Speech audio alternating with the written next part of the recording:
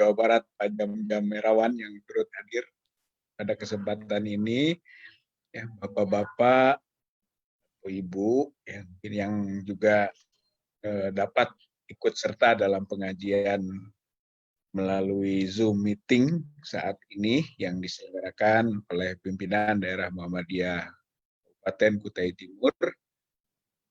Pertama, tentu saja kita panjatkan puji syukur kehadirat Allah Subhanahu wa taala bahwa acara ini dapat terselenggara. Mudah-mudahan kehadiran kita dalam acara ini khususnya ada dalam rahmat, barokah, magfirah, ridho dari Allah Subhanahu wa taala. Hadirin rahimakumullah,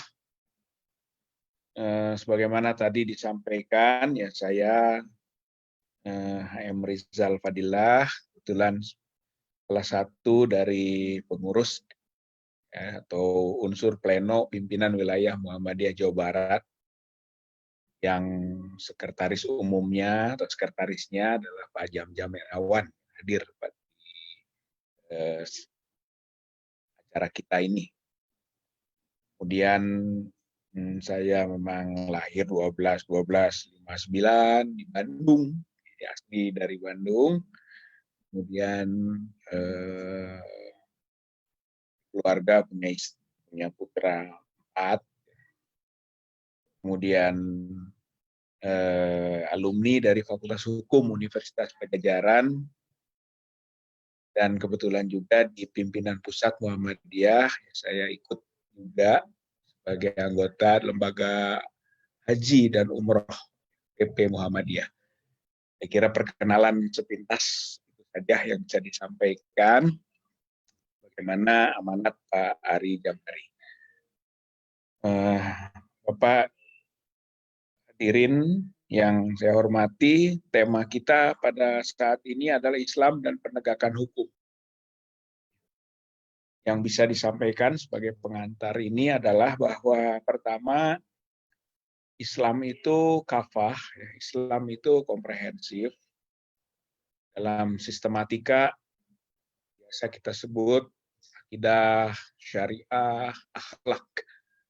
Syariah biasanya dibagi 2, ada ibadah dan muamalah. Akidah tata keimanan, syariah tata hukum, dan akhlak adalah tata pergaulan.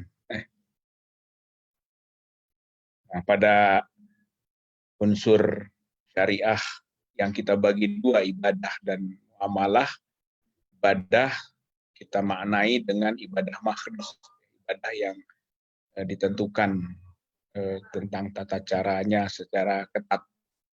Dan muamalah adalah ibadah ghair makhdoh, yang ruang lingkupnya lebih luas, dan kegiatannya banyak, tapi harus masuk dalam kategori ibadah.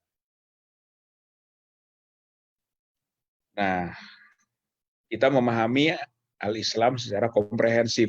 Jadi hukum itu kan yang bisa kita sebut tadi secara luas syariah atau hukum dalam arti sempit ya muamalah, itu bagian yang tak terpisahkan dari dinul Islam ini. Dan kita sebagai warga Muhammadiyah tentu memahami Islam secara utuh. Ini catatan kita yang pertama. Yang kedua, berkaitan dengan masalah hukum dan penegakannya dalam konteks al-Islam, bolehlah kita awali dengan mengutip surat An-Nisa 58. Innallaha ya'murukum an tuwadul amanati ila ahliha. Wa idza hakamtum bainan nas an tahkumu bil adl. Innallaha ni'ma ya'idukum bih. Innallaha kana sami'an basira. Ini boleh kita jadikan berangkat kajian atau pengajian saat ini. Yang pertama berkaitan amanah. Innallaha ya'murukum an tuwadul amanati ila ahliha. Bahwa Allah memerintahkan kepada engkau, ya, orang beriman itu untuk menunaikan amanah kepada ahlinya di semua tingkat tentunya. Di rumah tangga ada elemen-elemen suami menunaikan amanah pada istri, istri menunaikan amanah pada suami, begitu juga dengan kedua orang tua pada anak, anak kepada kedua orang tua, adik pada kakak, masing-masing punya beban amanah pada lingkup keluar perusahaan, ada juga amanah misalnya atasan pada bawahan, gitu kan, pada karyawan, majikan, pada buruh dan sebagainya. Dan pada lingkup kenegaraan, ya, ada pemimpin, ada rakyat, gitu kan, bahwa pemimpin diberi amanah untuk menunaikannya bagi kepentingan rakyatnya. Ro'in kepada ro'iyatih, gitu kan, pemimpin kepada anaknya, kepada rakyatnya. Dan umum yang kita ketahui dalil hadis Rasulullah SAW bahwa semua kita ini memang adalah pemimpin, punya beban amanah, kulukum ro'in wa kulukum mas'ulun an ra'iyat. Jadi ini amanah. Dalam konteks kepemimpinan ini, amanah itu didapat berdasarkan ketetapan Allah, gitu ya, bukan hanya ambisi, keinginan. Dan amanah itu harus tunaikan pada ahlinya dengan sebaik-baiknya. Innaha amanah wa innaha yaumal qiyamah hizyun wa nadamah illa man akhadha bihaqqiha wa adzalladzi alaihi biha. Yang disabdakan Nabi seperti itu, bahwa amanah itu bisa menyebabkan kerugian di hari kiamat jika dikhianati, maknanya atau maksudnya, kan, kecuali orang yang memang mendapatkannya hak. Wa adzalladzi alaihi fiha, dan dia menunaikan amanahnya secara baik, ya, sesuai dengan kompetensi, kewenangan, dan hak yang ditunaikan. Itulah amanah. Dalam hal ini perlu yang kita sebut the right man on the right job, the right man on the right place. Itu amanah akan tertunaikan dengan baik seandainya dipenuhi hal-hal seperti itu. Yang pertama. Yang kedua adalah wa ithakamtum bainanas an tahkumu bil adl. Kalau kau menegakkan hukum, kan, maka tegakkanlah hukum itu dengan adil. Nah, ini mungkin yang dimaksud dengan Islam dan penegakan hukum adalah asas keadilan yang harus ditunaikan. Keadilan ini ada dua sebenarnya. Yang pertama keadilan distributif dan yang kedua keadilan komutatif. Keadilan distributif adalah keadilan yang dialokasikan, ya, sesuai tadi dengan amanahnya itu kepada yang berhak secara sesuai dengan proporsinya, sesuai dengan prestasinya, sesuai mungkin dengan statusnya yang bisa berbeda-beda. Itu keadilan distributif. Tapi kalau keadilan komutatif, keadilan yang sama rata, sama rasa, tidak melihat pada perbedaan, pokoknya semua sama. Itu adil menurut pendekatan komutatif. Sedangkan adil menurut pendekatan distributif dilihat pada prestasi, dilihat pada bidang kerja dan sebagainya. Jadi ada perbedaan. Jadi keadilan itu bukan sama, bisa beda.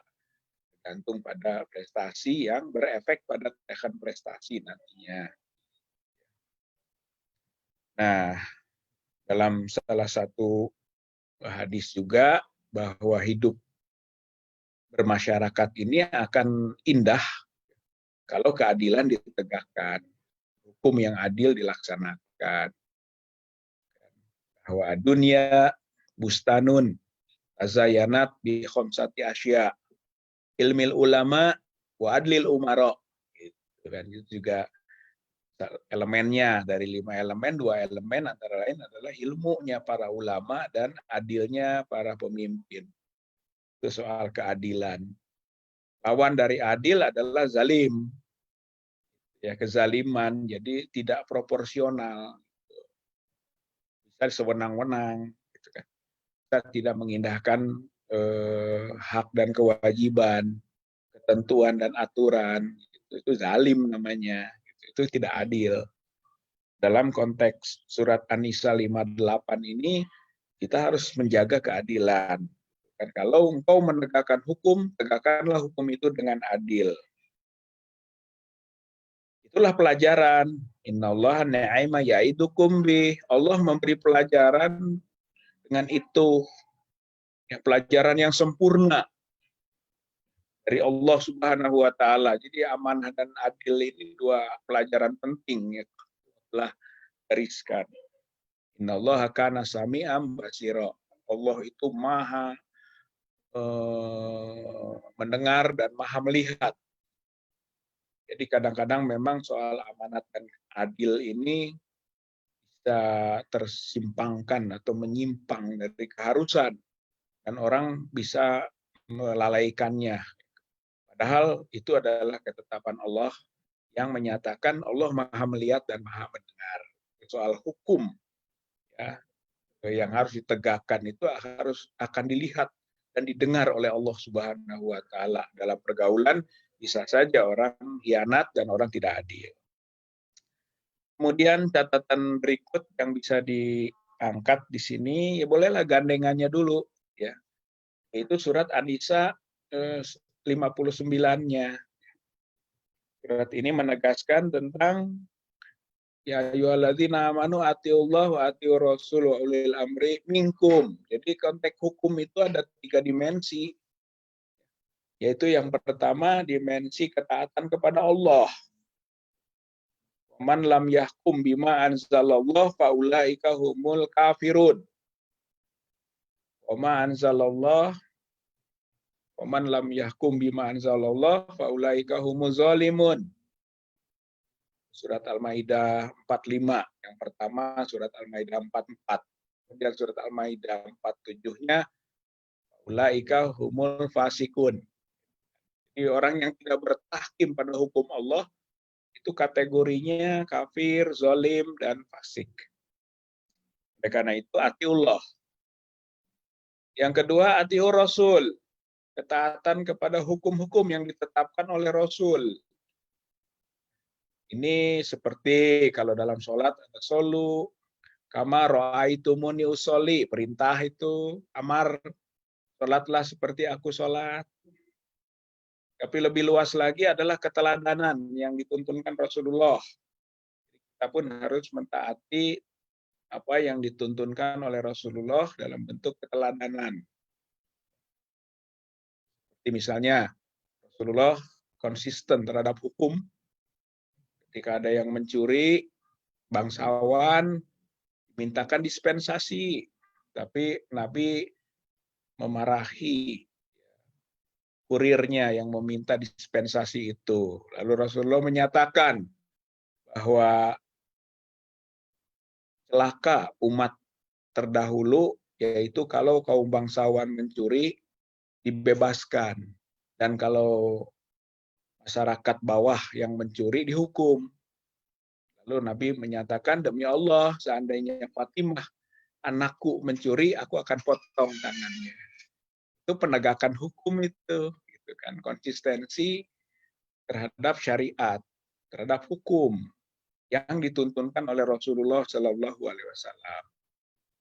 Contoh lain, misalnya Nabi menyatakan atau pernah memerintahkan Ibnu Lutbiyah untuk mengumpulkan zakat, dikumpulkan zakat dengan bagus. Lalu dilaporkan ke Nabi, kata Ibnu Lutbiyah, ya Rasulullah, ini hasil pengumpulan zakat. Hasilnya seperti ini. Tapi di samping zakat ini ada juga hadiah yang diberikan kepada aku karena aku bagus mengerjakannya. Jawab Rasulullah pada saat itu, zakat yang terkumpulkan masukkan ke Baitul Mal. Sedangkan hadiah kembalikan. Padahal dinyatakan, bukankah saya mendapatkannya tidak dengan meminta kepada mereka yang saya kumpulkan zakatnya? Jawab Nabi, Apa engkau mengumpulkan zakat atau mendapat hadiah itu ketika engkau diam di rumah ibumu? Maksudnya adalah hadiah itu kan didapat dari menunaikan tugas. Maka kata Nabi, kembalikan. Ini adalah pencegahan terhadap perilaku korup, ya, atau korupsi yang biasanya muncul di masyarakat. Itu juga penegakan hukum syariah dalam makna pencegahan. Karena penegakan juga perlu dia barengi dengan pencegahan. Itu contoh, gitu. Hati Rasul. Kemudian ulil amri minkum. Ulil amri ini hukum takzir namanya. Maka standarnya adalah hukum itu harus sesuai dengan yang di atasnya, Allah, Rasul. Gitu. Jadi hukum-hukum yang dibuat oleh ulil amri itu harus sesuai dengan Al-Quran dan As-Sunnah. Satu, itu catatan utama. Atau minimalnya, sekurang-kurangnya, hukum itu tidak boleh bertentangan gitu kan, dengan Al-Quran dan As-Sunnah. Itu fondasinya. Dan itulah yang disebut dengan ulil amri minkum. Inilah yang nanti masuk dalam kategori perundang-undangan yang bisa kita baca yang berlaku saat ini. Itu harus diuji. Kalau itu adalah produk dari ulil amri, apakah itu pemerintah atau bersama dengan perwakilan rakyatnya, itu undang-undang, itu uji saja apakah memang bertentangan dengan Al-Quran dan As-Sunnah atau tidak. Kalau yang bertentangan dengan Al-Quran dan As-Sunnah, maka umat dalam konteks penegakan hukum itu dia harus menolaknya dan dia harus mencegahnya atau memperbaiki, mengoreksi, mengkritisi. Itu standar gitu kan yang ditetapkan sesuai dengan ajaran Islam. Tapi kalau bersesuaian gitu atau tidak bertentangan, maka harus dijalankan. Makanya dalam hukum Islam itu ada yang disebut dengan urf misalnya. Urf itu adalah kebiasaan atau budaya. Budaya itu bisa jadi sumber hukum, asal tidak bertentangan dengan Al-Quran dan As-Sunnah. Tapi yang bertentangan maka tidak boleh dijadikan landasan. Gitu kan. Itu harus diluruskan. La ta'ata fi maksiatil khaliq. Nggak boleh ada taat pada kemaksiatan pada Allah. Ya, tapi ketaatan itu harus pada tuntunan Allah dan Rasul-Nya. Konteks hukum juga sama. Jadi demikian masalah aturan hukum. Nah, penegakan hukum ini ada dua jalan. Penegakan hukum itu ada dua jalan. Yang pertama adalah kesadaran hukum. Jadi masyarakat itu akan taat hukum kalau dia punya rasa sadar terhadap hukum. Maka ini cara menegakkan hukum, yaitu dengan membangun kesadaran hukum. Prosesnya bisa melalui sosialisasi, penyuluhan, dakwah, gitu kan. Itu di dalam rangka yang kita sebut dengan membangun kesadaran hukum. Jalur kedua adalah politik hukum. Politik hukum ini adalah kemauan atau kebijakan politik tentang hukum. Itu yang menyebabkan hukum tegak. Ini yang mungkin dipertanyakan tadi oleh Pak Rija Mahari, bagaimana konteks hukum Islam di Indonesia, misalnya, gitu kan? Bagaimana? Itu tergantung dua, hukum Islam berlaku atau tidak di Indonesia ini. Satu, kesadaran hukumnya, dan yang kedua, politik hukumnya. Nah, misalnya politik hukum Islam itu untuk hal yang sifatnya perdata, rumah tangga, gitu kan, hukum keluarga itu boleh berlaku hukum Islam, hukum perkawinan, hukum warisan, gitu kan, perceraian itu berlaku syariat Islam karena itu adalah politik hukum negara ini. Gitu ya, negara Pancasila ini politik hukumnya mengenai syariah, mengenai hukum Islam seperti itu. Kalau urusan keluarga silahkan jalankan hukum Islam untuk orang Islam. Itu juga selalu terjadi kasus sampai peradilan ke pengadilan, sama juga pengadilan akan menetapkan hukum Islam berlaku hukum keluarga itu. Nah, hukum istimaiyah, ya, hukum sosial untuk beberapa hal berlaku, seperti misalnya dalam lapangan ekonomi, ya iqtisodiyah, ada ekonomi syariah. Kenapa kok bisa berlaku ekonomi syariah? Itu karena politik hukum. Di negara yang mungkin kita sebut negara Pancasila, yang bukan negara agama, bisa memberlakukan hukum agama. Gitu. Dalam hal ini misalnya ekonomi syariah, bisa yang berprinsip tidak gharar, tidak maisir, gitu kan, tidak riba, itu kaidah dasarnya. Jadi politik hukum bisa. Tapi tidak berlaku hukum Islam. Nah, ini politik hukum lagi. Tidak bisa tegak hukum Islam untuk misalnya bab jinayah atau bab pidana. Karena kalau pidana tidak boleh berbeda-beda, semua satu hukum untuk berlaku semua. Maka jarimah atau kejahatan, ya, tidak bisa dihukumkan dengan hukum Islam, yang memang mungkin kategorinya sudah kena al-uqubat. Al-uqubat itu kena sanksi atau hudud, misalnya pencuri potong tangan, itu kan menurut hukum Islam. Tapi nggak bisa karena itu pidana, gitu. Pidana pencuri penjara. Tuh, kenapa bisa begitu? Politik hukum. Politik hukumnya tidak memberi, gitu kan, ruang pada hukum Islam dalam hal jinayah atau pidana. Misalnya zina dicambuk, gitu kan, zina hukum rajam, kan nggak berlaku itu, gitu kan, syariat tidak berlaku, ya, karena politik hukum. Meskipun kesadaran hukum muncul, tapi kalau politik hukum tidak memberi kekuasaan bagi berlakunya hukum, itu jadi tidak berlaku.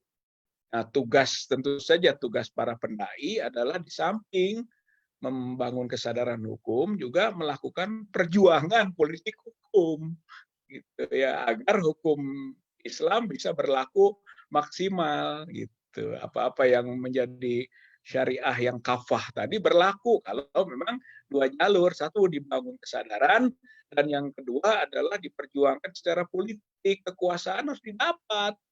Ya, kalau umat Islam tidak berkuasa, ya tidak akan bisa tegak hukum, gitu. Tapi tegak hukum syariah akan berlaku kalau umat Islam juga punya kekuasaan. Itulah yang disebut dengan perjuangan di lapangan politik. Itu jadi dua. Yang penting adalah penegakan hukum itu di dua jalur, ya, jalur kesadaran dan jalur politik hukum. Nah, tadi sudah disinggung sampai ke Pancasila, gitu ya. Jadi itu adalah produk hukum tata negara. Pancasila itu disebut menurut Muhammadiyah atau kita kan ahdun, ya, ahdun. Jadi kesepakatan, konsensus. Ya, kalau negaranya kita sebut Darul Ahdi, kan, wasyahadah, kan. Jadi negara yang menyepakati konsensus tentang ideologi, dan syahadah adalah soal bagaimana implementasi atau pembuktiannya. Jadi tidak cukup dengan rumusan atau narasi, tapi perlu implementasi. Makanya di samping ada ahdunnya, ada kesepakatannya, ada syahadahnya juga. Itu Muhammadiyah ya sudah sangat dalam, dan itu juga merupakan term atau terma yang kita perbaharui saat ini, yang sebetulnya the founding fathers yang juga tokoh-tokoh Muhammadiyah sudah menanamkannya. Jadi sebetulnya renewable saja, gitu kan, pembaharuan kembali, ya, sesuai dengan prinsip kita gerakannya tajdid. Ya, tajdid itu selalu melakukan pembaharuan. Jadi bukan hal yang baru dalam makna hakikinya tentang darul ahdi wa syahadah. Dari dahulu sudah ada, gitu kan, cuman diperbarui termanya di saat aktualisasi. Tapi cukup penting untuk memberi penyegaran ya atau pencerahan gitu. Nah, Muhammadiyah adalah gerakan pencerahan. Dia harus melakukan pencerahan terus-menerus, termasuk dalam aspek ideologi ini agar tidak basi, gitu kan. Harus jadi segar ya melalui proses pencerahan sehingga muncul terma-terma yang mungkin penting tadi. Tuh. Nah, yang sekarang menjadi aktual kan soal ideologi ini. Ya, ketika kita sudah sepakat gitu kan pada rumusan ideologi Pancasila di 18 Agustus 1945, tapi kelihatannya ada juga yang menggerus atau berusaha untuk mempermasalahkan kembali gitu ya. Inilah yang kemudian muncul yang sekarang ramai RUU HIP yang berubah menjadi RUU BPIP. Tapi nanti kita tunda dulu itu ya. Sebelumnya adalah dalam konteks penegakan hukum di Indonesia ini, ya, nampaknya masih belum ideal. Ya. Masih banyak yang harus dikritisi, masih banyak yang perlu diluruskan. Seperti misalnya, ini contoh saja, terjadi kontradiksi penetapan hukum. Waktu kasus terjadi pembakaran bendera ya tauhid ya di Jawa Barat, Garut, gitu kan, pembakaran bendera tauhid, kalimah tauhid dibakar menurut kategori hukum yang dipahami oleh umat Islam, itu menurut juga penegakan hukum menurut Al-Islam juga kurang-kurangnya yang sudah menjadi hukum positif yaitu penodaan agama, misalnya begitu kan, maka kena 5 tahun mestinya. Tapi apa yang terjadi ya, pelaku gitu kan, pelaku perbuatan pidana ini yang harusnya masuk penodaan agama prakteknya kan tidak, dia dihukum hanya 10 hari kan, penjara dan denda. Dendanya berapa Bapak? 2.000 rupiah. Jadi sanksinya ringan sekali, hukumannya 10 hari penjara, denda 2.000. Apa artinya 2.000 rupiah gitu kan, di zaman sekarang? Tapi itulah realita penegakan hukum. Tapi kita bisa nengok lagi nanti ke penegakan hukum yang lain, seperti kasus kemarin yang ramai gitu kan, Novel Baswedan, ya kan, yang teraniaya atau dianiaya ya, menyebabkan luka-luka berat. Penganiayaan berat sebenarnya itu masuknya penganiayaan berat. Penganiayaan berat itu 7 tahun atau 12 tahun kenanya sanksinya. Tapi tuntutan jaksa bagi pelaku pada waktu itu kan hanya 1 tahun. Dengan alasan bahwa tidak sengaja katanya. Jadi waduh, ini kan namanya penegakan hukum gitu kan yang tidak ideal gitu kan. Masa penganiayaan berat disebut tidak sengaja, katanya mau melempar air keras ke badan tapi kena muka, jadi tidak sengaja. Tidak sengaja jadi tuntutannya ringan, hanya 1 tahun saja. Itu kan gambaran keadilan, gitu, gambaran perasaan hukum yang mungkin tergerus tadi yang saya maksudkan soal penegakan hukum. Itu contoh. Kemudian juga kita lihat keadilan misalnya. Kalau tokoh-tokoh Islam gitu kan, atau pejuang Islam atau yang melakukan pengkritisan terhadap mungkin permasalahan kebangsaan kenegaraan, kalau diadukan atau dilaporkan itu gampang prosesnya. Gitu ya. Kasus Alfian Tanjung soal komunisme gitu kan, kasus Kiflan Zain, Ahmad Dhani, Ruslan Buton, itu gampang, orang lapor masuk proses. Tapi apa yang terjadi dengan laporan kepada Abu Janda, Denny Siregar gitu kan, atau Ade Armando, kan tidak mudah itu diproses. Jadi menyangkut penegakan hukum, menyangkut juga asas keadilan. Itu realita bahwa di negeri kita memang masih banyak masalah dalam kaitan penegakan hukum. Gitu. Apalagi kalau mau dibaca dari kacamata Islam, sebagaimana yang menjadi tema pengajian kita saat ini adalah bagaimana Islam dan penegakan hukum, pasti lebih berat lagi. Tapi kurang lebih pemahamannya seperti itu. Salah satu juga yang aktual di saat ini adalah soal Perpu. Ini Pak Din Samsudin, ya, Prof. Din, kita sekarang kan sedang berjuang keras ini soal judicial review mengenai Undang-Undang Nomor 2 tahun 2020 yang merupakan kelanjutan dari Perpu Nomor 1 tahun 2020 soal disebut dengan Perpu Corona. Ya, Perpu Corona.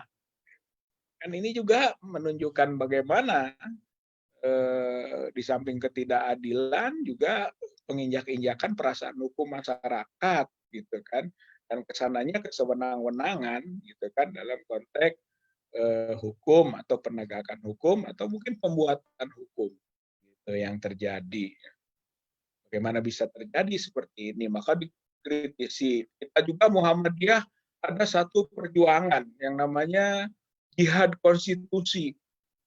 Gitu kan, jihad konstitusi itu adalah penegakan hukum itu. Penegakan hukum dalam pandangan Islam yang diwujudkan oleh ormas Islam Muhammadiyah. Kan walaupun tidak mesti dikaitkan dengan ayat-ayat Quran gitu kan atau hadis Nabi, tapi perjuangan ini perjuangan Islami gitu dalam konteks penegakan hukum yang kita sebut dengan jihad konstitusi. Ya, kira ini menarik sekali. Gitu kan. Ada perundang-undangan atau undang-undang yang bertentangan dengan konstitusi lalu kita luruskan demi kepentingan kemaslahatan masyarakat, bangsa dan negara. Termasuk produk Perpu yang kemarin gitu kan yang telah dijadikan Undang-Undang Nomor 2 tahun 2020. Sebenarnya pemerintah kita ini memang banyak mengacak-acak hukum. Hukum menjadi kepanjangan tangan politik. Itu prakteknya yang sering terjadi. Semua perpu ini kalau saya lihat dalam telaahan, semua perpu yang diproduk gitu kan mulai dari 2015, Perpu 1 2015, kemudian Perpu 1 2016, Perpu 1 2017, Perpu 2 2017 sampai ke Perpu 1 tahun 2020 ini 5 perpu yang dibuat itu sebenarnya tidak memenuhi syarat secara konstitusional. Gitu. Jadi itu juga aspek permasalahan hukum yang ada di negeri kita. Jadi secara tidak ada kualifikasi genting dan memaksa. Kalau Perpu itu harus genting dan memaksa dalam kaitan dengan kenegaraan. Jadi nggak boleh parsial, nggak boleh genting memaksa parsial, tidak bisa. Harus genting memaksa secara kenegaraan. Baru bisa dikeluarkan Perpu. Tapi ini kan enggak, masalah-masalah yang sifatnya mungkin sumir, ya, bisa dikeluarkan Perpu. Tapi itulah problematika kehidupan berbangsa bernegara dalam konteks hukum dan penegakan hukum yang memang masih jauh dari idealnya, apalagi dalam konteks tadi yaitu kacamata agama kita Islam. Ya. Jadi memang harus terus amar ma'ruf nahi munkar digencarkan. Jadi tadi yang disebut Pak Ustadz Yakub sampaikan wal takum minkum ummah gitu kan yad'una ilal khair wa ya'muruna bil ma'ruf wa yanhauna 'anil munkar. Saya kira ini menjadi prinsip Muhammadiyah yang selalu melakukan pengkritisan terhadap hal-hal yang tidak pas, gitu kan, termasuk di dalamnya dalam masalah hukum. Gitu. Saya kira ini bagian dari amar ma'ruf nahi munkar atau dakwah Muhammadiyah yang meluruskan jalannya kehidupan masyarakat, bangsa dan juga negara. Atau kalau kita tarik ke Kiai Ahmad Dahlan, ini adalah pelurusan kiblat umat. Jadi Kiai Ahmad Dahlan meluruskan kiblat. Nah, kiblatnya itu sholat. Tapi sekarang ini kiblat lebih luas lagi bahwa kiblat bangsa, kiblat negara ini sudah menyimpang, ya, termasuk RUU HIP, RUU BPIP itu adalah penyimpangan kiblat bangsa. Gitu. Jadi Pancasila yang sudah 18 Agustus 1945 itu disepakati, konsensus ahdun kita itu tadi disimpangkan, ditarik lagi ke Pancasila 1 Juni 45. Gitu. Jadi ditariknya ke Pancasila 1 Juni 45. Makanya ada Pancasila, Trisila, Ekasila, itu kaitannya dengan penyimpangan kiblat bangsa. Jadi kiblat bangsa sudah disimpangkan, tugas Muhammadiyah ini meluruskan kembali kiblat itu. Itulah penegakan hukum namanya, gitu kan. Jadi Bapak hadirin yang saya muliakan, saya kira itu catatan kita, gitu ya, bagaimana di dalamnya. Yang terakhir mungkin nanti kalau perlu kita diskusikan. Gitu. Yang terakhir, Al-Quran surat Al-Baqarah ya, 8188 menegaskan tentang prinsip wala taqulu amwalakum bainakum bil batil wa tudlu biha ilal hukami litakulu fariqan min amwalinas bil itsmi wa antum ta'lamun. Jadi garisnya adalah janganlah engkau memakan harta dengan cara batil. Itu yang Allah gariskan. Janganlah engkau memakan harta sesama dengan cara batil. Sebab apa? Kalau memakan harta dengan cara batil, maka akan masuk nanti ke ruang pengadilan. Akan jadi sengketa. Gitu kan. Dan sayangnya dalam ayat itu disebutkan, kalau terjadi sengketa, hakim tidak adil. Itu. Sehingga sebagian memakan harta dengan atas sebagian lainnya dengan cara dosa. Wa antum ta'lamun. Engkau itu tahu bahwa hal-hal seperti itu masuk dalam kategori rekayasa. Ya, jadi Al-Quran mengingatkan kepada kita bahwa soal penegakan hukum juga kadang-kadang ditentukan oleh hakim. Itu hakim yang tidak adil, dipengaruhi oleh mungkin kekayaan atau harta yang disebut suap, atau juga karena pengaruh politik, kekuasaan, kanan itu juga punya pengaruh sehingga berlaku tidak adil. Jadi untuk tegaknya hukum ini umat Islam harus berada di semua lapangan atau lini strategis, baik itu eksekutif, itu kan, legislatif maupun yudikatif. Itu. Yang boleh kita nanti konklusikan, kita simpulkan terakhir bahwa dalam Al-Quran hampir seluruh nabi itu kan diutus oleh Allah dengan alat kelengkapan yang sifatnya satu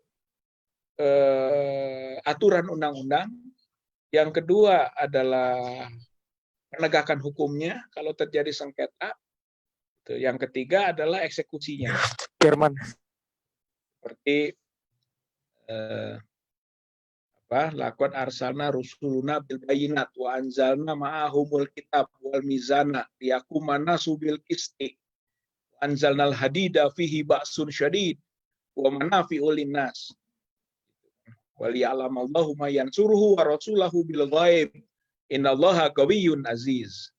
Itu semua rasul itu diutus oleh Allah dengan alat kelengkapan. Alat kelengkapannya kitab, itu himpunan undang-undang, kemudian mizan itu adalah alat untuk menegakkan keadilannya kalau terjadi sengketa, dan al-hadid yaitu besi untuk melakukan fungsi-fungsi eksekusi, atau disebut dengan fungsi eksekutif itu pemerintahan. Jadi umat Islam sebagai pengikut Nabi, ya, termasuk Nabi Muhammad SAW, termasuk Muhammadiyah dalam hal ini, harus bisa juga mengisi ruang-ruang itu agar hukum dapat ditegakkan dengan semestinya. Kira ini sajalah sebagai pengantar, kalau memang ada ruang diskusi bagi kita semua ya berkaitan dengan Islam dan penegakan hukum. Terima kasih atas perhatian dan kesabarannya. Ya, nasrum minallah wa fathun qarib wa basyiril mu'minin. Wassalamualaikum warahmatullahi wabarakatuh. Waalaikumsalam warahmatullahi wabarakatuh. Terima kasih Ustadz Rizal Fadilah. Sama dengan Pak Yakub Fadilah ini namanya. Memang kalau pematerinya itu memang ahlinya itu relatif terstruktur gitu kalau saya bilang. Ini anggap aja kuliah hukum lah. Kuliah hukum. Terima kasih Ustadz. Ini beberapa barangkali nanti sebelum saya serahkan ke ada pemananya, siapa tahu ada penanya atau ada yang memberikan tanggapan sedikit. Dalam hal Islam dan penegakan hukum, sebagaimana tadi disampaikan Ustadz Rizal, kalau saya menanggapi ada dua sisi. Sisi sebagai rakyat, nah gitu. Sisi sebagai rakyat, sehingga muncul adalah kesadaran hukum. Kesadaran hukum itu lebih kepada pengguna hukum. Atau kalau saya bilang, kalau di dalam Islam namanya taklif, ya, apa namanya, yang kena beban hukum. Adalah masyarakat pada umumnya. Sisi kedua adalah pembuat atau produk hukum, atau pembuat hukum. Tentunya dalam hal ini adalah pemerintah. Barangkali kalau kita melihat dan menyimak apa yang disampaikan tadi, ada dua ayat tadi yang saya sampaikan tentang ketaatan terhadap hukum-hukum yang Allah, yaitu taat kepada Allah, ketaatan terhadap hukum-hukum Rasul, kemudian taat kepada Rasul, dan ketaatan kepada ulil amri sebagai hukum takjir disampaikan tadi. Kalau misalkan produk-produk hukum tersebut, ya, produk-produk hukum ulil amri tersebut, ya, tidak bertentangan dengan hukum-hukum di atasnya, barangkali tidak akan terjadi konflik. Baik itu konflik agama gitu istilahnya, atau konflik-konflik yang lain. Tapi permasalahannya adalah ketika produk-produk hukum ulil amri tersebut berlawanan atau bertentangan dari substansi ajaran-ajaran yang di atasnya. Makanya ada sebagian, ya maaf kalau saya bilang, ketika ada terjadi produk-produk hukum yang notabene menghalang-halangi, kalau orang bilang, atau berlawanan dengan aturan yang lebih tinggi, sehingga muncul friksi di tengah masyarakat. Artinya friksi apa? Kalau saya bilang, istilahnya adalah tidak percaya dengan pemerintah. Tidak mengakui pemerintahan dan sebagainya. Bahkan ada yang bilang, sebagian mengatakan pemerintahnya itu adalah pemerintah produk tauhid dan sebagainya. Nah, ini yang barangkali akan menjadi konflik gitu. Ya, saya yakin apa yang disampaikan di akhir-akhir sambutan di penyampaian tadi itu sedikit banyak adalah menyinggung seperti itu. Tidak akan mungkin Muhammadiyah yang dimotori oleh Pak Tim Samsudin mengadakan apa namanya itu tadi yang menggugat lah apa istilahnya, saya bukan ahli hukum ya, artinya menggugat beberapa perpu yang dianggapnya bertentangan atau kalau bahasa kita melanggar daripada hukum dan asas negara kita, mungkin Undang-Undang Dasar ataupun Pancasilanya. Kalau saya bilang bukan asas Islam lah. Dan hal-hal yang lain yang barangkali ini yang menimbulkan gesekan-gesekan itu sehingga kalau saya bilang sehingga kesadaran hukum masyarakat jadi luntur. Karena apa? Unsur kepercayaan terhadap pemberi produk hukum itu sudah luntur pada diri masyarakat karena produk hukum yang dibuat oleh pemerintah itu berlawanan dengan keyakinan-keyakinan yang selama ini dianggap benar fundamental. Nah, baik, biar diskusi kali ini bisa bertambah encer dan bisa bertambah wawasannya. Tidak ada salahnya saya persilahkan pemirsa dan serta pengajian di sini untuk menyampaikan pertanyaan ataupun bentuk yang lain yang Saya minta tolong Pak Yakub yang mandu. Dipersilakan Pak Yakub. Yang mau bertanya silahkan memberikan reaksi, angkat tangan di tombol reaction. Assalamualaikum. Oh, silahkan Pak Alit. Abu Fatoni dari Garut ini Pak. Assalamualaikum warahmatullahi wabarakatuh. Waalaikumsalam. Assalamualaikum Kang Rijal. Waalaikumsalam warahmatullah. Ya, saya menyapanya dengan Akang ini supaya lebih akrab lah. Wah, ini di Kutai Timur ini. Sangat, Kang. Saya juniornya Akang di IMM, Kang. Oh, mohon, enggak. Akang waktu itu kan di sekretaris IMM Jabar. Iya, IMM. Ya, saya di Korkom YIN Sunan Gunung Jati. Ya, valid. Ya, betul. Jadi berbicara mengenai penegakan hukum ya, kalau dalam bahasa Akangnya mungkin law enforcement ya Kang. Ya. Ya. Kalau Akang itu tadi ya dikatakan di Indonesia katanya belum ideal gitu ya penegakan hukumnya. Kalau boleh saya bilang itu bukan belum ideal tapi sangat carut marut ya itu ya, penegakan hukum di Indonesia. Yang paling anyar adalah tentang Joko Chandra. Bagaimana seorang buronan gitu ya bisa jalan-jalan bahkan dikawal lagi oleh penegak hukum. Ini kan sudah ya sudah carut marut lah penegakan hukum di kita itu. Nah ini saya juga kan selalu membaca tulisan-tulisan Akang nih. Yang terbaru yang teranyar itu tentang deradikalisasi Kang ya. Ya. Deradikalisasi. Ya. Nah, saya mungkin apakah saya tidak update, saya tidak menemukan tulisan Akang tentang Joko Chandra ini. Biasanya Akang kalau ada masalah langsung gitu ya diangkat ini. Apakah saya ketinggalan ini baca tulisannya atau apa? Nah, saya ingin ingin mendengar pendapat Akang bagaimana tentang masalah penegakan hukum terutama terhadap Joko Chandra ini gitu ya. Itu yang pertama itu Kang. Yang kedua tentang tadi wa malayahkum bima anjalalahu faulaika humul dolimun, humul kafirun, humul fasikun itu ya Kang ya.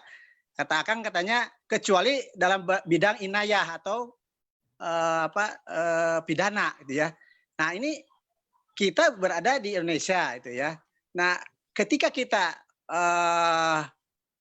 menghukumi bukan dengan ketetapan Islam atau hukum Islam, nah apakah kita akan termasuk ini dolim, fasik gitu ya atau kafir? Nah ini saya pengen lebih jelas lagi gitu ya.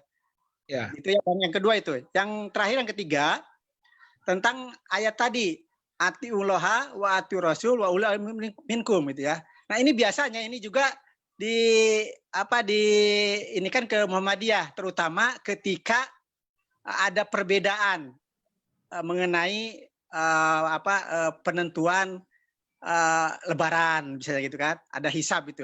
Ketika berbeda antara putusan pemerintah dengan putusan Muhammadiyah, nah ini biasanya orang-orang itu menuduh kepada Muhammadiyah, kok Muhammadiyah seolah-olah mengingkari atau dalam tanda kutip mengingkari terhadap ayat-ayat ini, tidak taat kepada ulil amri minkum.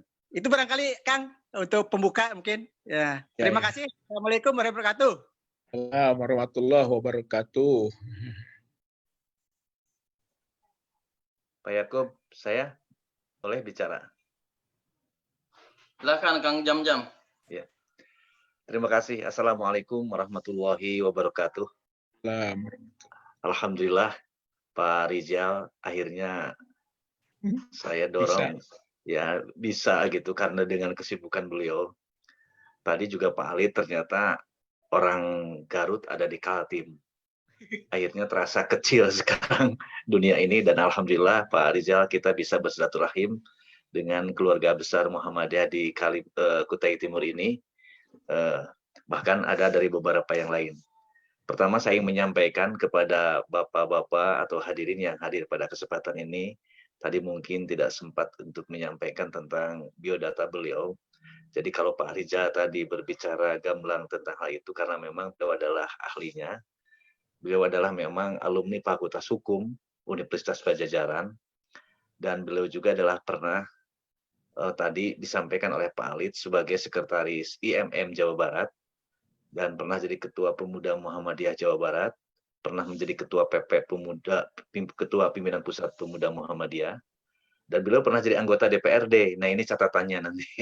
Jadi pernah jadi ketua DPRD dan barangkali sudah tahu tentang bagaimana cara pembuatan DPRD Provinsi Jawa Barat.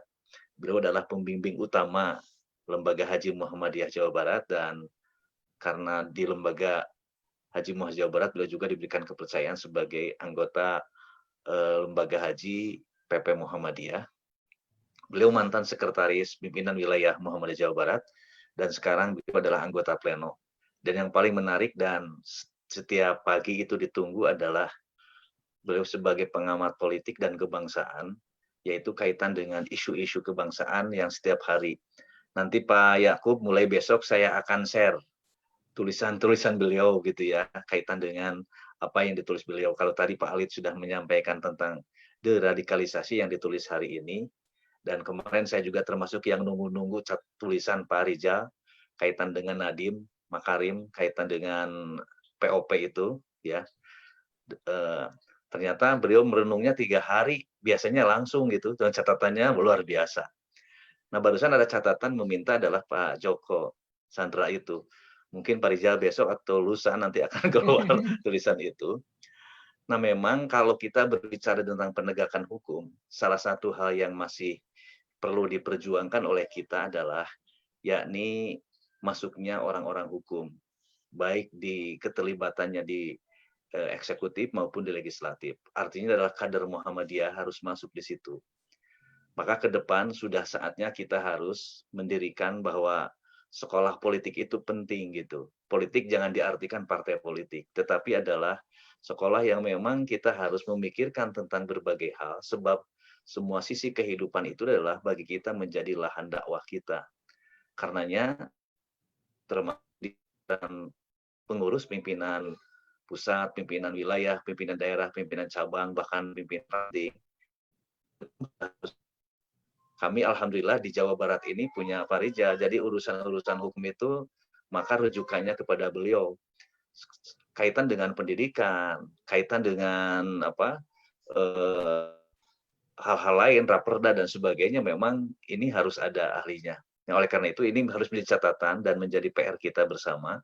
Bagaimana caranya mungkin Pak Rizal juga harus melahirkan banyak kader-kader hukum yang memang punya komitmen, punya spirit, ruhul jihad untuk membangun bangsa ini yang tadi kalau dalam konteks negara kita, yang dalam konteks Muhammadiyah, negara ini adalah sebagai darul ahli wa syahadah itu, bagaimana kita bisa menjadi syahadah kalau kita juga tidak memiliki kesadaran hukum dan tidak punya politik hukum gitu.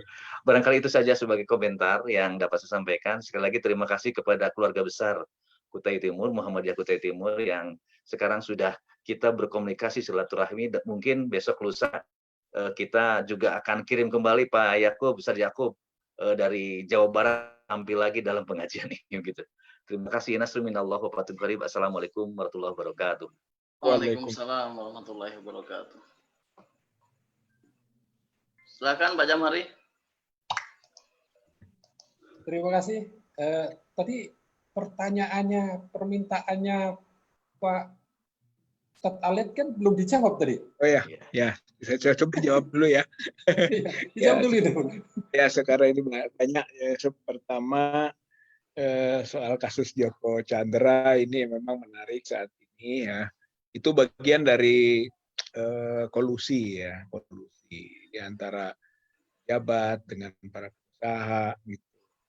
Kolusi. Saya kira ketika reformasi kita mengenal ada usaha untuk memberantas KKN, ya, korupsi, kolusi, dan nepotisme. Gitu. Sekarang ini kelihatannya kolusi kurang mendapat tekanan. Begitu juga dengan nepotisme, sehingga merajalela sekarang seperti kasus politik dinasti, gitu kan, itu soal nepotisme. Gitu. kemudian Joko Chandra dan peran para petinggi polisi yang mengawalnya, yang beri surat jalannya, itu kan kolusi. Jadi di samping korupsinya sendiri yang dilakukan oleh Joko Chandra dan kemudian dia buron gitu kan, ternyata ada aspek kolusi ini. Makanya tantangan saat ini adalah bagaimana mengentalkan gitu kan aturan tentang kolusi dan nepotisme gitu kan, larangannya harus jelas gitu kan, supaya tidak hanya melihat pada pelaku kejahatan gitu, tapi mereka yang ikut serta di dalam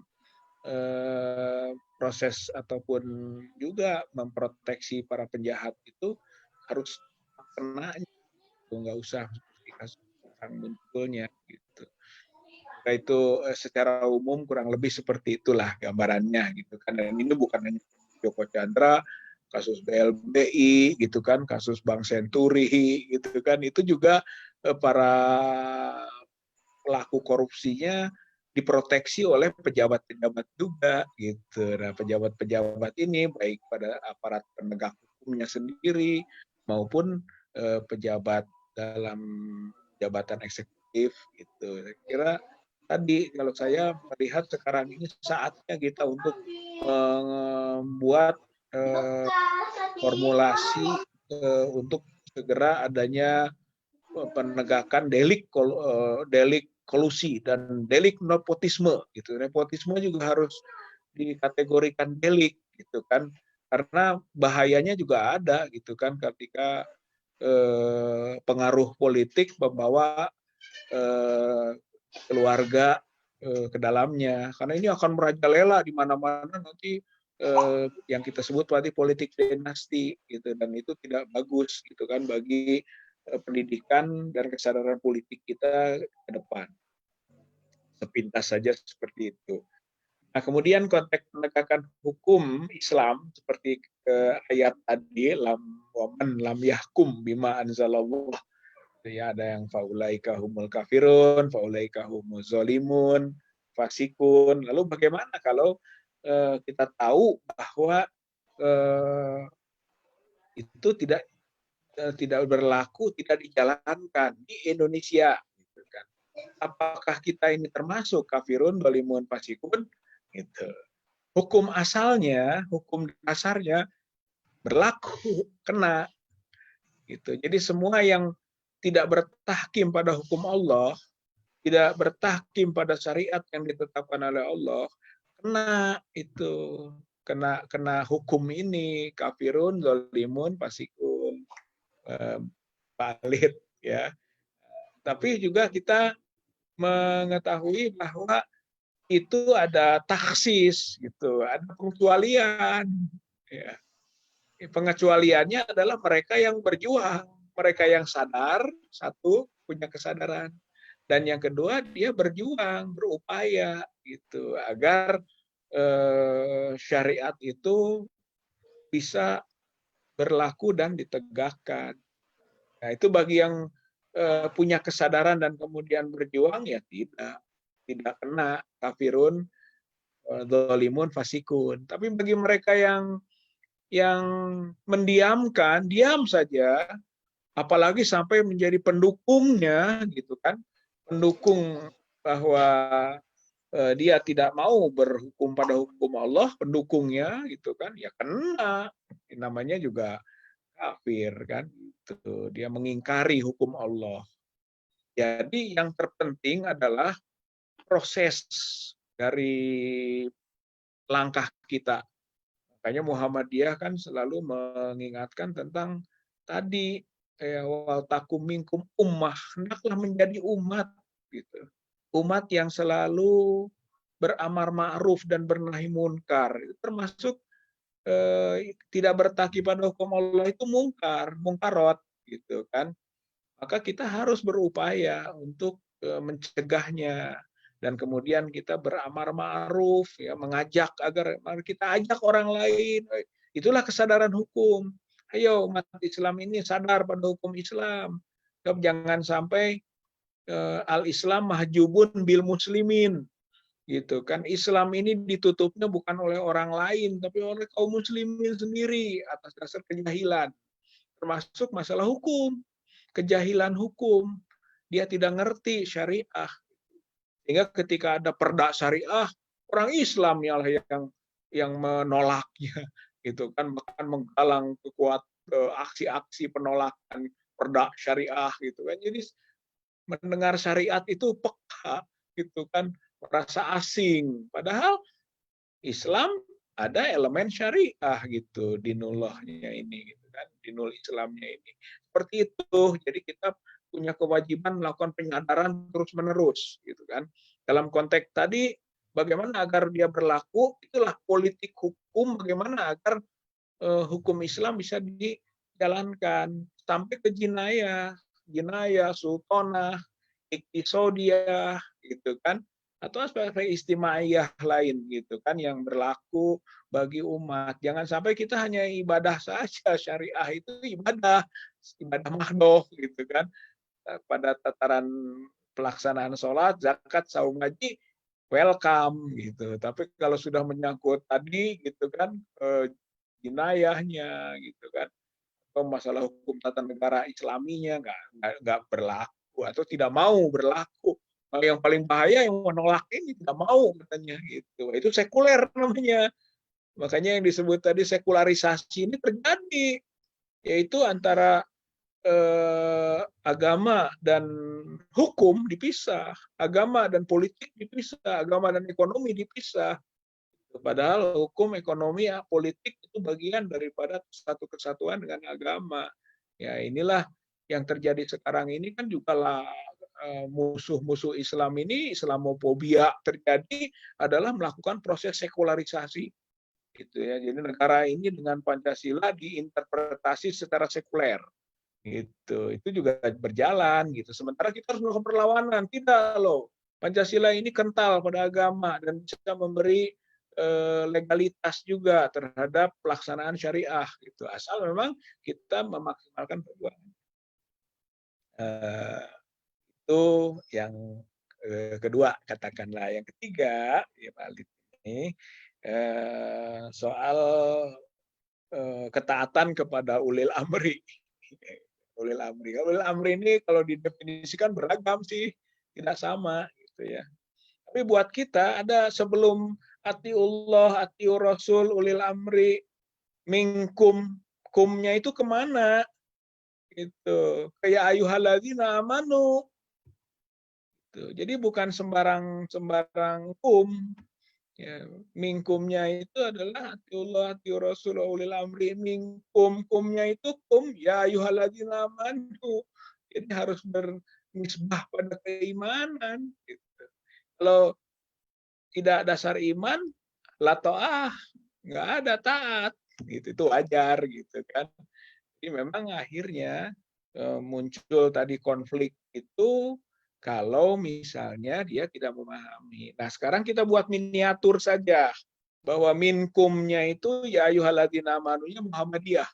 Gitu. Jadi ketika kita menyatakan melaksanakan prinsip-prinsip atau ketetapan yang dibuat oleh pimpinan pusat Muhammadiyah soal Id misalnya gitu kan, waktu dan cara juga bisa begitu kan, ya kita patuh taat saja karena ulil amri minkumnya itu adalah pimpinan pusat Muhammadiyah gitu dalam kaitan ini gitu. Nah kalau yang urusan dengan pemerintah tadi bacaannya gitu kan, kita bisa taat bisa tidak tergantung pada konsistensi kepada Al-Quranul Karim dan Sunnah Rasulullah. Karena yang disebut atiullah, atiur Rasul harus mendahului sebelum ulil amri. Gitu. Karena itu lebih awal. Walillahi izzah, wali rasulihi, nah, baru walil mu'minin. Gitu. Jadi memang wibawa gezah itu, otoritas kekuasaan itu ada pada Allah, ada pada Rasul, dan pada orang yang beriman.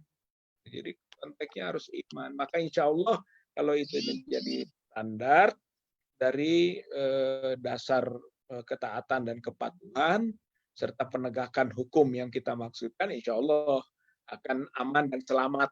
Gitu. Akan aman dan selamat walaupun sistem tidak Islami. Seperti tadi yang dikhawatirkan adalah apakah kita masuk kafir, masuk zalim, atau masuk fasik ketika kita tidak bertahkim pada hukum Allah. Memang sistemnya sistem yang bukan memberi ruang pada hukum Allah itu. Jadi kalau situ, maka jawabannya adalah seperti yang awal saya sebutkan, yaitu dengan pengecualian.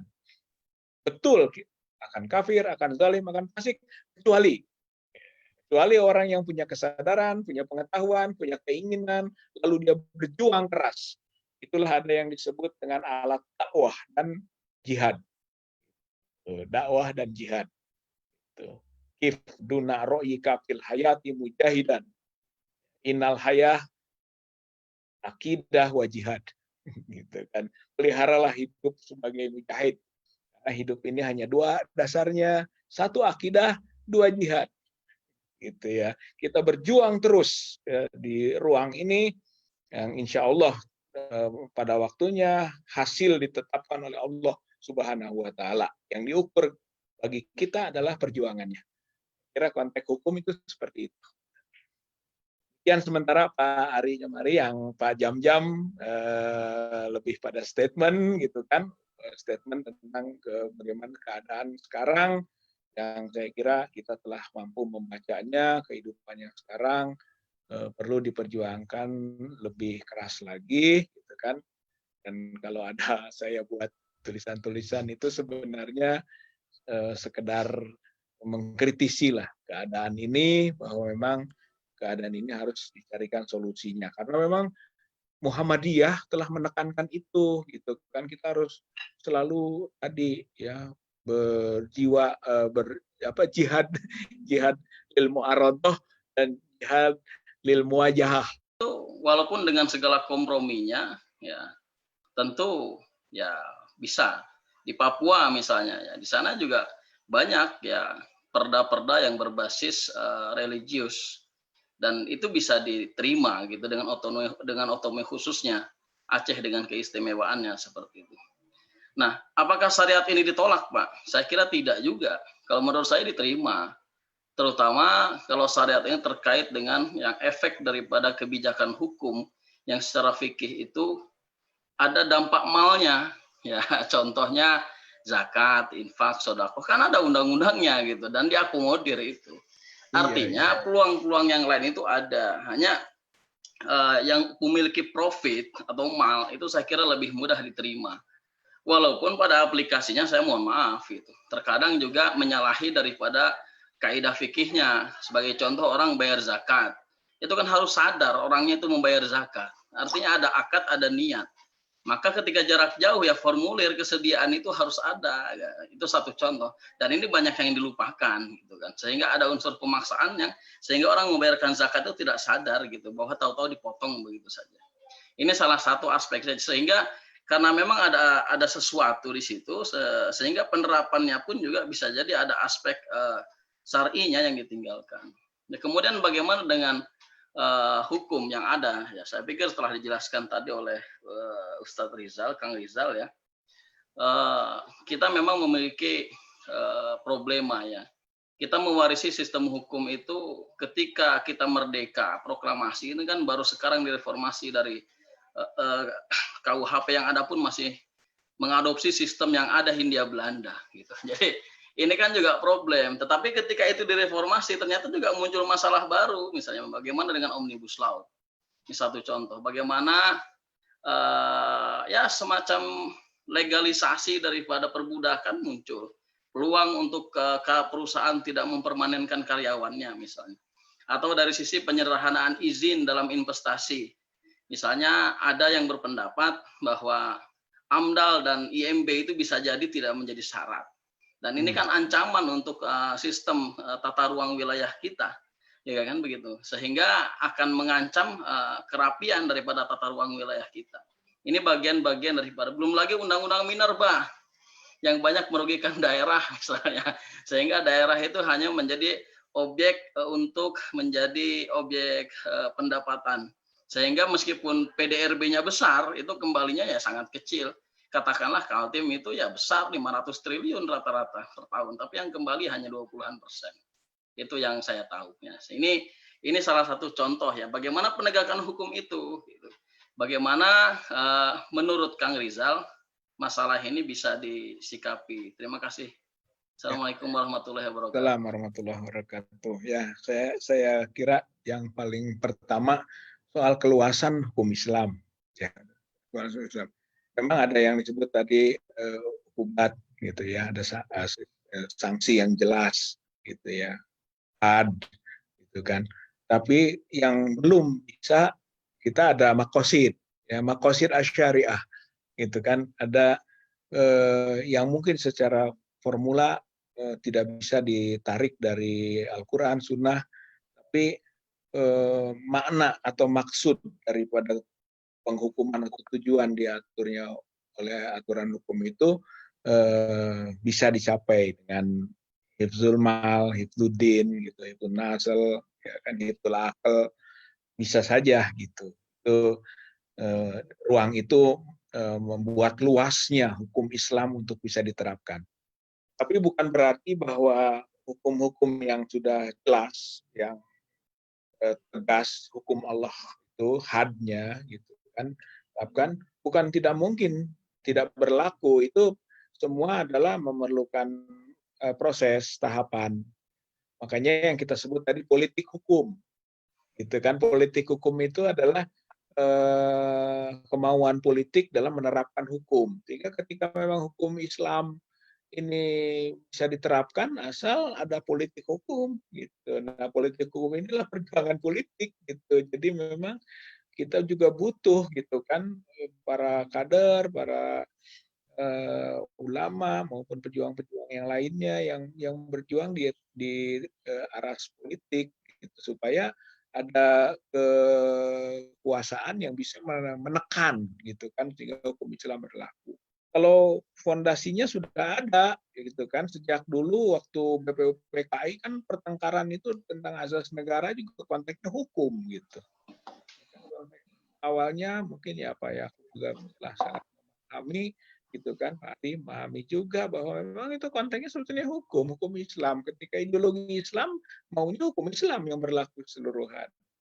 Yang waktu itu komprominya sampai ke Piagam Jakarta itu kan, yaitu juga peran para tokoh Muhammadiyah gitu yang mempertahankan Islam dan juga mencoret 7 kata gitu kan, kewajiban menjalankan syariat Islam bagi pemeluk-pemeluknya gitu kan. Piagam Jakarta juga masih di internal kita gitu kan dalam rangka siasatnya, begitulah ijtihadnya gitu kan pada saat itu.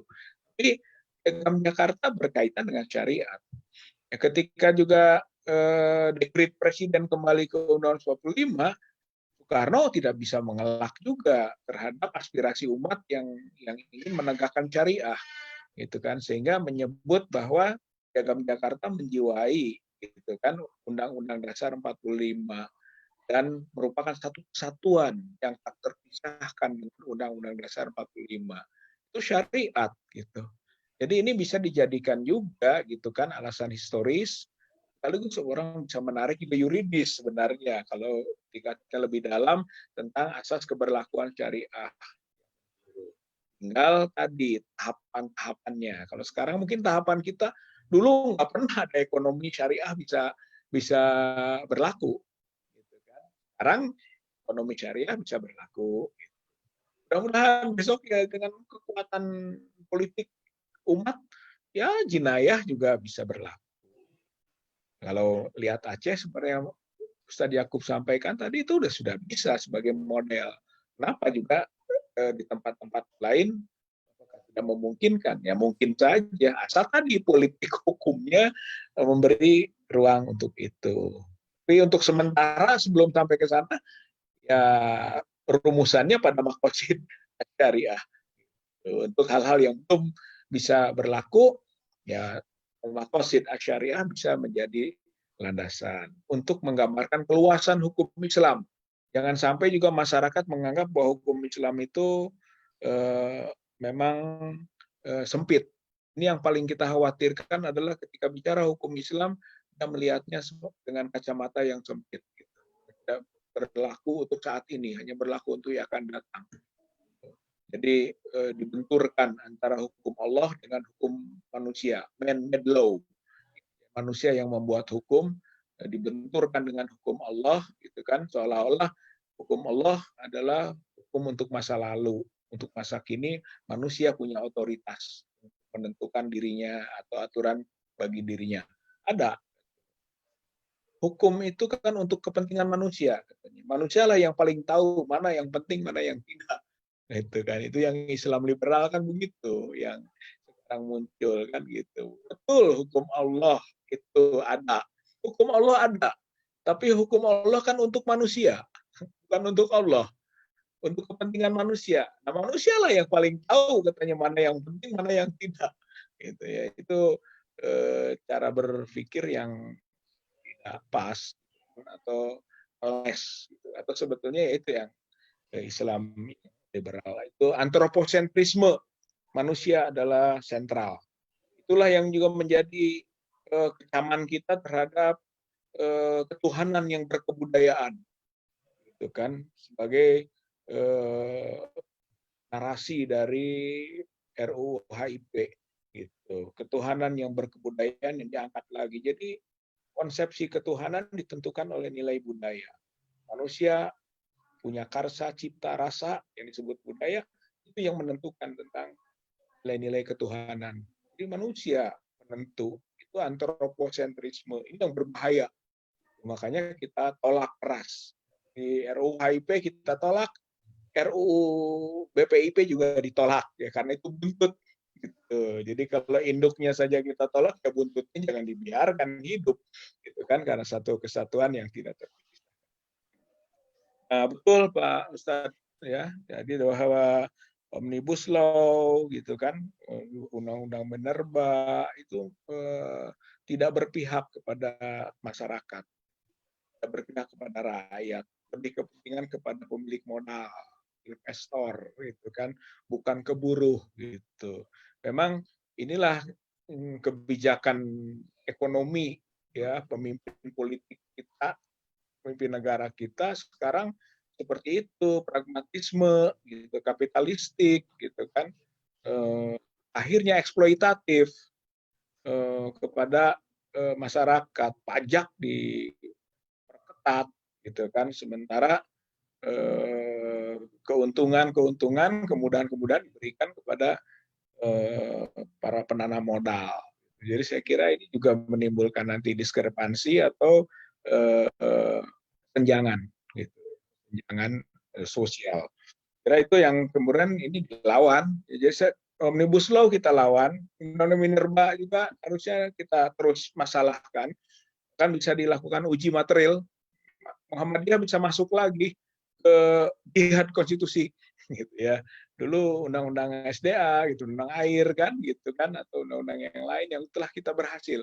Sekarang mari kita perjuangkan lagi kita untuk melakukan jihad konstitusi, uji material terhadap undang-undang yang mungkin nanti ditetapkan Omnibus Law misalnya, atau undang-undang minerba yang sudah diputuskan oleh DPR, gitu kan, tentang keberlakuannya masih bisa dilawan gitu, di majelis Mahkamah Konstitusi.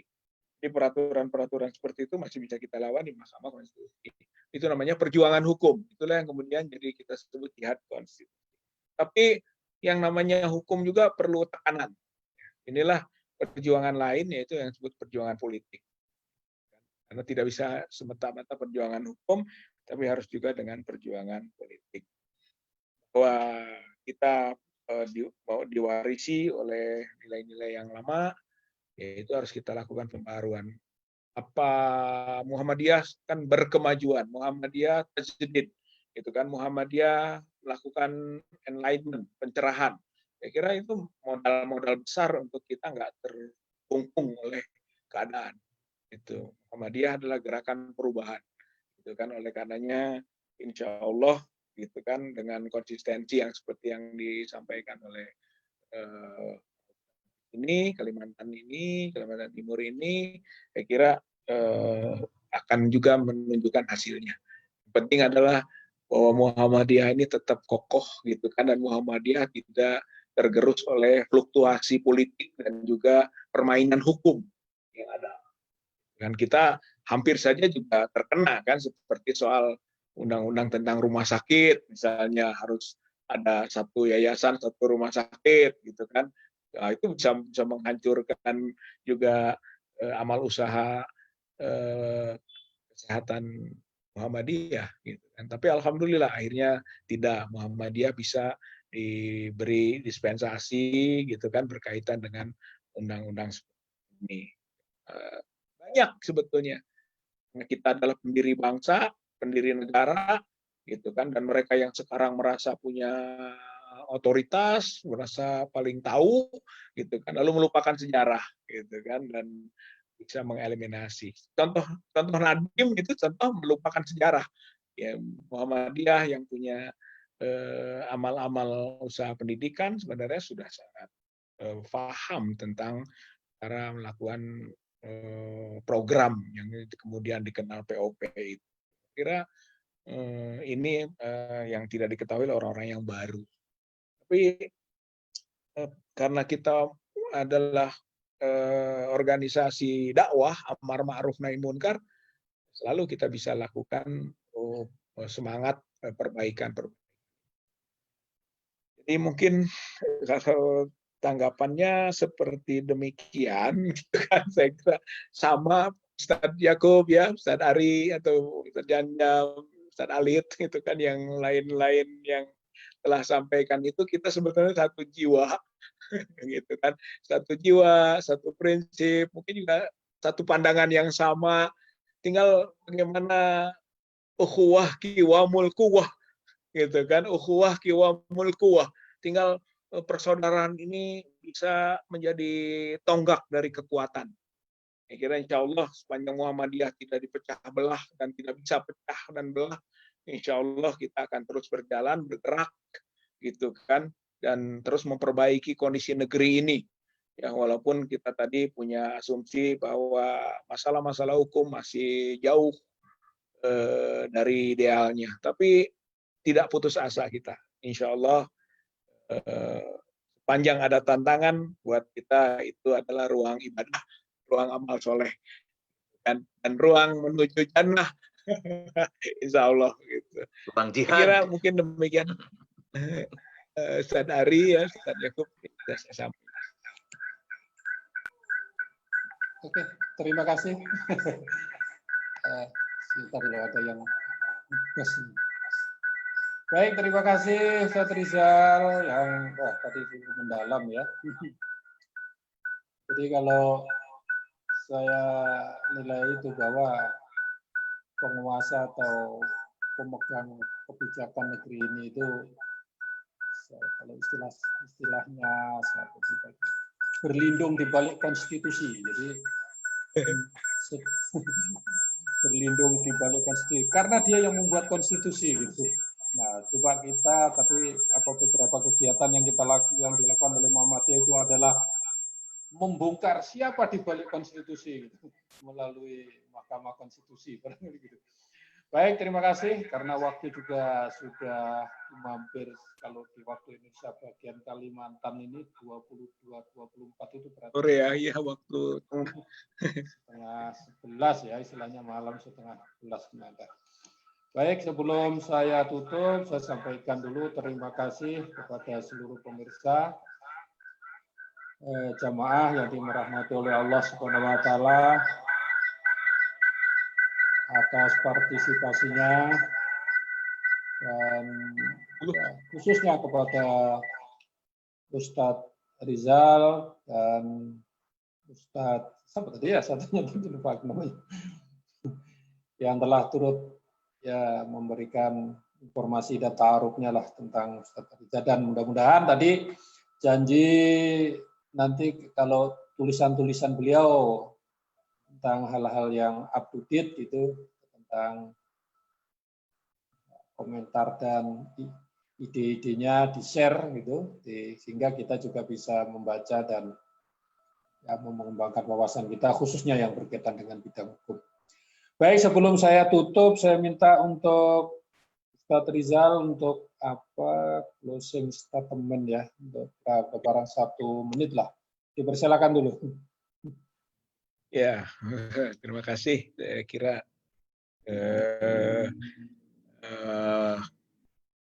closingnya adalah kita memaksimalkan saja ya perjuangan kita, gitu kan. Kita yakin Allah tidak pernah lalai kan. Tadi ada kalimat yang dalam ayat innallaha kana sami'an basira.